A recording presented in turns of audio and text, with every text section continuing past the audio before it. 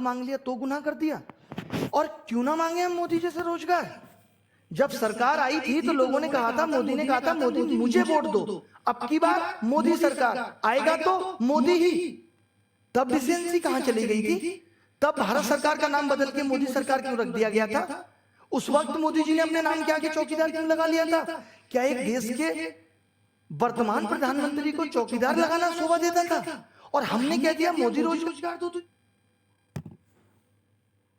हो गया। और क्या मैंने पिछले 5 साल के कार्यकाल में बेरोजगारी पे वीडियो नहीं बनाया? अगर आपको नहीं पता तो जाके देख लो। बहुत डिसेंसी के साथ मैंने वीडियो बनाया है, बहुत सबूतों के साथ मैंने वीडियो बनाया है, बट कोई काम उस पे नहीं हुआ, कोई जवाबदेही सरकार की नहीं रही। आज से 6 महीने पहले भी हमने बेरोजगारी के मुद्दे को लेकर के वीडियो बनाया और ये कहा कि मोदी जी अब रोजगार पे बात करें। उनकी वीडियो को भी डिसलाइक कराया। और इससे ज्यादा क्या करते? बताओ, गरम धूप में जमीन में लेटते हुए संसद भवन तक जाते? क्या करते? यही तो एक तरीका था डिजिटल इंडिया के थ्रू कि हम अपनी बात मोदी जी तक पहुंचा सकें। अब मोदी रोजगार तो मांगना भी गलत है। ऊपर से मतलब अब मैं हर बात पे बात करूंगा। जो लोग कमेंट के नीचे भी लिख करके जवाबदेही मांग रहे हैं कि अगर लोग कहते हैं पेट्रोल का रेट अगर 100 हो गया तो गाड़ी कम यूज करो, ठीक है, कम कर लेंगे यूज। कल को अनाज महंगा हो जाएगा तो क्या एक टाइम का खाना खा लोगे? ये बोल दोगे तुम कि एक टाइम का खाना खा लेना? क्या गलत को गलत नहीं कह सकते? युवाओं की जवानी पढ़ते पढ़ते निकल रही है और नौकरी नहीं मिल रही। इस तरीके का सिस्टम हो गया है। क्या युवा प्रश्न पूछकर गलती कर रहा है? आज बेरोजगारी चरम पर है और अगर हमने तेज आवाज में कह दिया कि रोजगार दो, उसके बावजूद भी कोई मीडिया चैनल इसको दिखाने को तैयार नहीं है, बल्कि हमें गलत ठहराया जा रहा है। हमारी आवाज को दबाने की कोशिश की जा रही है। एक कानून मीडिया चैनल्स के लिए भी बना देते जो टाइम पास कर रहे हैं पिछले 4 साल से। आज अगर युवा रोजगार मांग रहा है तो लोग उसकी काबिलियत पे उंगली उठा रहे हैं। अरे किसने बनाया उसे काबिलियत? किसने दी उसको? 10th में 80% और 12th में 90%? मैंने बनाया था ऐसा सिस्टम कि सबके 90% आ जाए। मैंने बनाया था ऐसा पेपर कि सबको 200-200 नंबर आ जाए और उसके बावजूद भी सिलेक्शन नहीं होगा। और फिर उसके बाद आप काबिलियत पूछोगे। पीएचडी करके आदमी चपरासी का फॉर्म भर रहा है और आप कह रहे हो कि लोग काबिल नहीं है इस देश में। और आप कह रहे हैं कि काम से रोजगार मिलता है, मांगने से नहीं। तो आप भी वोट नहीं मांगते? आप भी ये नहीं कहते कि वोट तो मोदी सरकार ही आएगी, अब की बार मोदी सरकार? आपने भी तो वोट मांगा था। अब अगर हम आपसे कह रहे हैं कि हमें हमारा हक वापस दे दो, आपने वोट क्या क्या मांगा था? यही कहा था कि 2 करोड़ रोजगार देंगे। आप पिछले 8 साल में बता दो अगर आपने 2 करोड़ रोजगार दिए। ये तो रोजगार भी वो गिनवा रहे हैं कि अगर स्किल इंडिया के तहत इन्होंने 4 लोगों को दर्जी बनाना, कपड़ा सिलना सिखा दिया तो जो लोग दर्जी बन गए वो भी अब रोजगार में गिने जाएंगे, क्योंकि उससे पहले तो देश में दर्जी होते ही नहीं थे। स्किल इंडिया के बाद ही तो देश में दर्जी आए हैं। आप अपने चुनाव के रिजल्ट का 40 दिन इंतजार करो। पागल हो जाते हो न्यूज चैनल अगर दिखाएं तो। जब तक एग्जिट पोल पे आपकी निगाह रहती है कौन जीत रहा है। अगर आपका रिजल्ट 4 महीने भी पोस्टपोन कर दिया जाए ना तो दिमाग की दही हो जाएगी आपकी। हम 4-4 साल से रिजल्ट का इंतजार कर रहे हैं। 2015 में नहीं हुआ घोटाला, 2016 में नहीं हुआ, 17 का पेपर लीक हुआ, 1.5 साल तक मुद्दा चलता रहा, जमीन पे प्रोटेस्ट हुआ, तब जाके ये गुस्सा भड़का है। अब बात रुकेगी नहीं, अब बात थमेगी नहीं।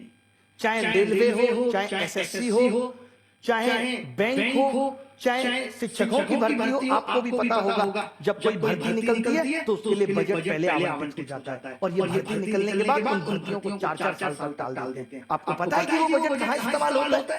कभी सोचा आपने? भर्ती निकलने से पहले बजट आवंटित हो जाता है। उसके बाद जो जितने लोगों की 4 साल में शिक्षक भर्ती मुश्किल से हुई यूपी में और उसके बाद 28,000 पद आज भी रिक्त हो गए, वहां कट ऑफ पहले जारी हो जाती है। वहां अलग सिस्टम है। वहां युगांडा के रूल चल रहे हैं कि कट ऑफ पहले ही बता देंगे। यहाँ कट ऑफ 80% से ऊपर जा रही है एसएससी में। देश का बेड़ा गर्क हो गया सिस्टम में। ये सच बात है। अगर आप गहराई में सोचोगे, आज अगर सभी विद्यार्थी अपने माँ बाप को ये बातें बताएं, ये वीडियो सुनाएं, तो उनको भी समझ में आ जाए कि कितना बड़ा गड्ढा हो गया इस एजुकेशन सिस्टम में, जिसको भर पाना मुश्किल है। सरकार जब तक ये सारे बैकलॉग क्लियर नहीं करेगी, जब तक सरकार अपनी पॉलिसी के बारे में नहीं बताएगी कि एजुकेशन सिस्टम पे वो क्या पॉलिसी बना रही है, तब तक ये थमने वाला नहीं है। मोदी रोजगार दो का ट्रेंड का सिर्फ इतना मतलब है कि सरकार को ये चेतावनी दी जा रही है कि हमारे बारे में सोच लो, हमारे बारे में बात करो, हमें बताओ कि आप हमारे बारे में क्या सोच रहे हो। अभी 4-5 महीने पहले आपने सीईटी की लॉलीपॉप देके हमें थमा दी, आपने बताया सीईटी में क्या करोगे, उसके बाद आपका कोई नोटिफिकेशन आया कि आप सीईटी में क्या करोगे। जब आपको नोटिफिकेशन निकालना होता है अरीना की बात पे, आप 2 मिनट में ministry of home affairs India against propaganda जारी कर देती है। आज आपने बताया सीईटी का प्रोसेस क्या होगा। एसएससी एक ऐसा एग्जाम है जहां आप 7 महीने में सब कुछ क्लियर कर सकते हो कि हम फॉर्म निकालेंगे 2 महीने के अंदर प्री का एग्जाम लेंगे, उसके 3 महीने के बाद मेंस का एग्जाम लेंगे और 3 महीने बाद आप Take a 3D trial. Get intelligent. Selection final देंगे, कह देंगे कि 4 महीने बाद ज्वाइनिंग के लिए आ जाना। क्या ये सिस्टम नहीं हो सकता। सन 2000 सुन लो लोग ध्यान से, सन 2018 का रिजल्ट आज तक फाइनल नहीं है। 2017 की सारी ज्वाइनिंग आज तक नहीं हुई, हम 2021 में जी रहे हैं। क्या होगा। आप लास्ट के 6 महीने में आके कहोगे हमने युवाओं के बारे में ये सोचा है। मोदी जी को कितना प्यारा मानते हैं, how he lovely, so cute, कितने प्यार से बात करते हैं। क्या उनको ये प्यार हमारे लिए नहीं दिखता। क्या हमसे कोई वोट बैंक नहीं पड़ेगा। क्या पढ़े लिखे लोग जाके सिस्टम को नहीं सुधारेंगे। क्या आप हमारा भला करेंगे तो हम जाके शिक्षित लोगों को नहीं बताएंगे कि मोदी जी बहुत अच्छा कर रहे हैं। अब आज अगर बेरोजगार युवा परेशान था तो इस पे भी ये कमेंट कर देते जब लोगों ने अपने नाम के आगे बेरोजगार लगाया। एक कोई कह दे कि मोदी जी ने पिछले 6 महीने पे बेरोजगारों के बारे में ही बात कही। आत्मनिर्भर बनो, पहले दिन से आत्मनिर्भर बने। आप कह देते हो कि जो 7 साल से सिस्टम खराब है उसको ठीक होने में वक्त लग रहा है, तो आपको नहीं लगता कि हमें भी आत्मनिर्भर होने में वक्त लगेगा। हम मशीन हैं, अलार्म सेट किया 6 बजे बज जाएगा। बताइए हमें भी तो आत्मनिर्भर होने में वक्त लगेगा। अगर मुझे आत्मनिर्भर बनना होगा, मुझे पता होगा सरकारी नौकरी नहीं है तो मैं 8वीं क्लास करके 6ठी क्लास करके पकौड़े की दुकान खोल लूंगा। क्या दिक्कत है, चाय की दुकान खोल लूंगा। क्या पता मेरी भी किस्मत चमक जाए। बट अब अगर मैंने बीटेक कर लिया, अब अगर मैंने एमबीए कर ली, तब मैं इस चीज में नहीं जा सकता। मैं गांव में जाके खेती नहीं कर सकता। आप मेरी मंसूबों को समझिए, मैं गलत नहीं बोल रहा। आज इस देश के अंदर जितना भी इंजीनियर, एमबीए किया हुआ बच्चा, पढ़ा लिखा बच्चा, ग्रेजुएट बच्चा, बीकॉम, बीबीए, इनके बारे में तो मोदी जी सोचना पड़ेगा। इनको सिर्फ एक शब्द में ये कह देना कि आत्मनिर्भर बनने से काम नहीं चलेगा। ये ऑलरेडी पढ़ लिख के बैठे हैं, जो इनकी आस है, जो इनके सपने हैं, उनको हमें पूरा करना पड़ेगा।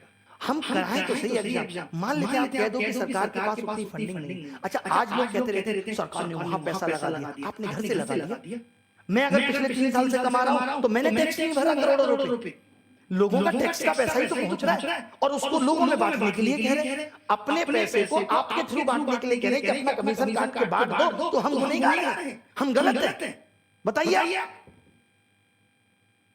मोदी जी बहुत प्यारे हैं आपसे, बहुत प्यारे।